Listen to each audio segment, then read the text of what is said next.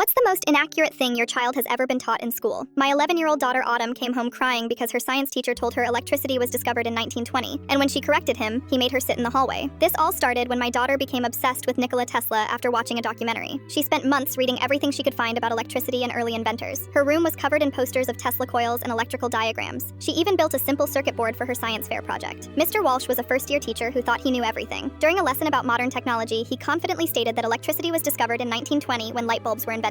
Autumn raised her hand and politely explained that Benjamin Franklin did his kite experiment in 1752, and Tesla was pioneering AC power in the 1880s. Instead of fact-checking, Mr. Walsh snapped at her. "Young lady, I have a degree in education. Are you saying you know more than your teacher?" When Autumn tried showing him the Tesla biography she kept in her backpack, he threw it in the trash and made her sit in the hallway for disrupting class with made-up facts. She came home devastated. Her favorite book was gone, and worse, her classmates were teasing her for being the know-it-all who got shut down. Mr. Walsh had assigned her detention and demanded she write, "I will not challenge my teacher's knowledge," 100 times. I was livid. I emailed Mr. Walsh with links to historical sources about electricity. His response? "I don't appreciate parents undermining my authority. Your daughter needs to learn respect." The principal wasn't much better. She suggested Autumn should focus more on being agreeable than being right. That's when I remembered my neighbor Thomas worked at the local power plant as an electrical engineer. When I told him what happened, he was outraged. The next morning, I walked into the classroom with Thomas in his full engineering uniform. Mr. Walsh tried interrupting, but Thomas calmly placed an original 1895 Tesla patent on his desk. "I thought your class might enjoy learning about the real history of electricity from someone who works with it every day." He brought out actual pieces of century-old electrical equipment from the power plant's museum. The students were fascinated. Thomas explained how Tesla and Edison fought over AC versus DC power in the 1880s, decades before Mr. Walsh's supposed